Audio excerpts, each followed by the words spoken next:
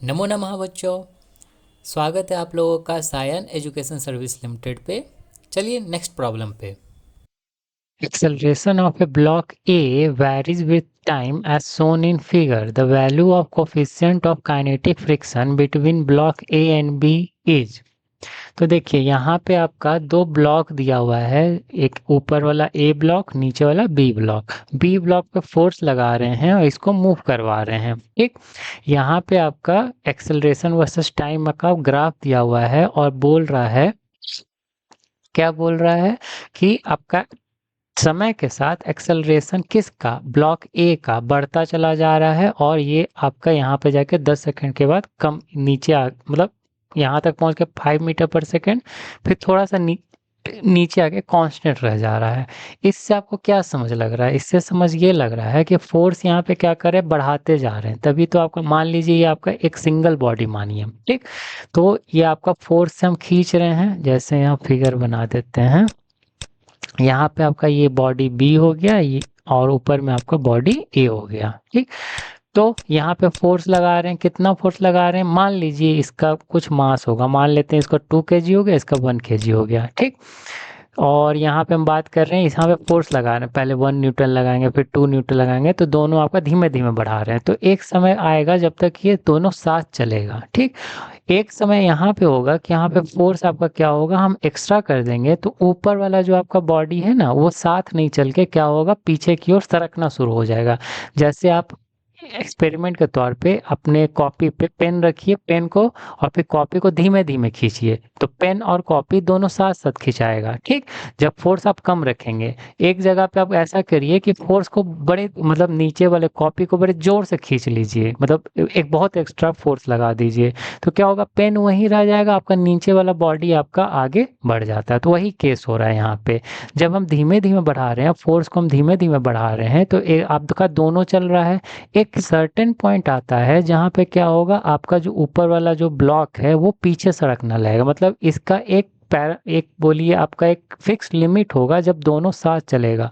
वो fix limit कितना है आपका, 5 मीटर पर सेकेंड स्क्वायर है। मतलब इसके ऊपर हम लेके चले जाएंगे, स्क्वायर क्यों है, दोनों बॉडी का, मतलब आपका एक लिमिट हो गया कि इन दोनों बॉडी को 5 मीटर पर सेकेंड स्क्वायर के ऊपर अगर हम लेके चलेंगे तो दोनों साथ चलेगा, लेकिन उसके ऊपर मतलब आपका 5.1 मीटर पर सेकेंड स्क्वायर कर देंगे। एक्सेलरेशन और तो फोर्स भी बढ़ेगा ना, दोनों का मास लेके। तो अगर हम उस पॉइंट से ऊपर फोर्स लगाएंगे तो ऊपर वाला जो बॉडी है वो वहीं पर रह जाएगा, नीचे वाला बॉडी आगे बढ़ जाता है। तो वो लिमिट हमको खोजना है। ठीक, तो अब यहाँ पे देखिए, यहाँ पे अगर हम बात करेंगे, ये क्या हो गया,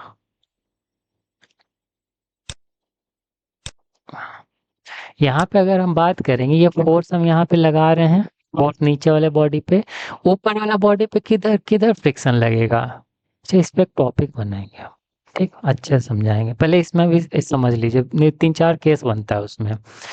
तो अगर हम बात करेंगे नीचे वाले बॉडी पे अगर फोर्स लगा रहे हैं, तो ऊपर वाले बॉडी पे फोर्स किधर लगेगा, आप लोगों को लग रहा होगा पीछे लगेगा, नहीं, ऐसा नहीं होने वाला है।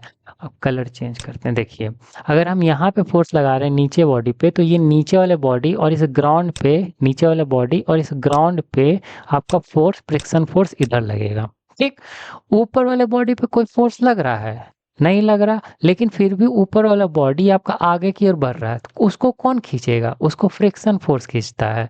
कौन, मतलब नीचे वाला बॉडी ऊपर वाले बॉडी पे आगे की ओर फ्रिक्शन फोर्स लगाएगा, तभी ना कोई अगर बात करेंगे, ये ऊपर वाले बॉडी पे कोई फोर्स लग रहा है, नहीं, कौन, बस बी पे, नीचे हम फोर्स लगा रहे हैं, लेकिन ऊपर पे भी फोर्स लगता है, तभी तो वो आगे बढ़ता है, नहीं तो वो तो वहीं छूट जाता। अगर मान लीजिए दोनों के बीच में आपका ये फ्रिक्शन अब 0 कर दे, तो नीचे वाले बॉडी को आप खींच लेंगे, ऊपर वाला बॉडी वहीं का वहीं रह जाएगा, नीचे धर्म से गिर जाएगा। ठीक, तो ऊपर वाले बॉडी पे फोर्स आपका आगे की ओर लगता है, कौन, नीचे वाला बॉडी ऊपर वाला बॉडी पे आगे की ओर लगाता है, ऊपर वाला बॉडी नीचे वाले बॉडी पे आपका पीछे की ओर लगेगा। वो केसेस पढ़ाएंगे, अलग से वीडियो डालेंगे, उसमें अच्छे से क्लियर कर देंगे। पर यहाँ पे आप समझिए कि ये बी बॉडी पे फोर्स लगाए हैं, एक्सटर्नल फोर्स लगा है, बी बॉडी और ग्राउंड पे पीछे की ओर फ्रिक्शन फोर्स लगेगा, बी बॉडी और ए, मतलब बी बॉडी ए पे आपका आगे की ओर फोर्स लगाता है। कितना फोर्स होगा फ्रिक्शन फोर्स, पहला तो आपका जब तक वो स्टैटिक रहेगा, मतलब आपका एक लिमिट के अंदर रखेंगे इस फोर्स को, तो क्या होगा, दोनों साथ साथ चलेगा। तो कैसा फ्रिक्शन होगा, स्टैटिक फ्रिक्शन होगा। ठीक, स्टैटिक फ्रिक्शन होगा। और एन वही होगा, एम जी, मान लीजिए इसका मास एम होगा, नीचे की ओर एम जी, ऊपर की ओर एन, मतलब अगर बात करेंगे तो एन ए रख लीजिए। ठीक, लेकिन ये तो स्टैटिक फ्रिक्शन हुआ, लेकिन यहाँ पे घटा है। घटा है तो आप लोगों को पता होगा कि आपका स्टैटिक फ्रिक्शन काइनेटिक फ्रिक्शन से ज़्यादा होता है। ठीक, तो यहाँ पे घट रहा है तो यहाँ पे क्या है, काइनेटिक फ्रिक्शन आएगा। क्यों, क्योंकि अब ए वाला बॉडी मूव करेगा, मूव करता है तो काइनेटिक फ्रिक्शन होता है। तो काइनेटिक फ्रिक्शन पूछ भी क्या रहा है आपका, कोफिशिएंट ऑफ काइनेटिक फ्रिक्शन पूछ रहा है। ठीक, तो यहाँ पे म्यू के होगा और यहाँ पे एन ए तो है ही, क्लियर होगा।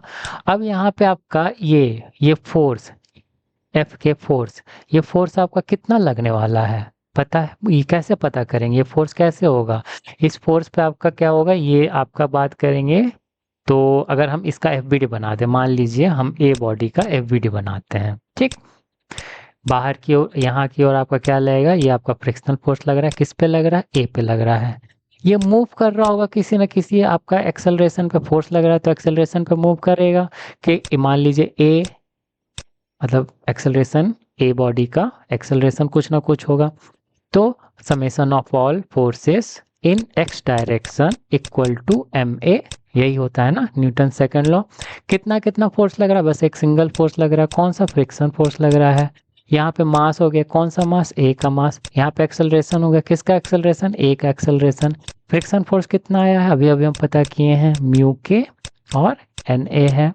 यहाँ पे मास नहीं दिया है, नहीं दिया है तो हम एम ए से ही काउंट कर रहे हैं इस पॉइंट पे। अब यहाँ पे काइनेटिक फ्रिक्शन है, यहाँ इस पॉइंट पे जो था तो स्टैटिक फ्रिक्शन था, मूव नहीं कर रहा था, लेकिन जैसे ही नीचे आया हमको पता चलेगा कि आपका ये आपका स्लिप करने लगा। स्लिप करने लगा मतलब नीचे वाला जो बॉडी है वो आगे बढ़ जाएगा, अब ये जो ऊपर वाला बॉडी है धीमे धीमे पीछे करते करते करते फिर अंत में गिर जाता है पीछे की ओर, इस साइड गिर जाएगा। ठीक, तो एम ए और यहाँ पे ये आपका ये हो गया। अब यहाँ पे बात करेंगे, ये म्यू के हमको पता करना है, एन ए क्या हो जाएगा, एम ए, और ये जी, और इधर हो जाएगा, ऊपर लिखना था मैं, ये एम ए, और ये आपका वैल्यू कितना दिया हुआ है,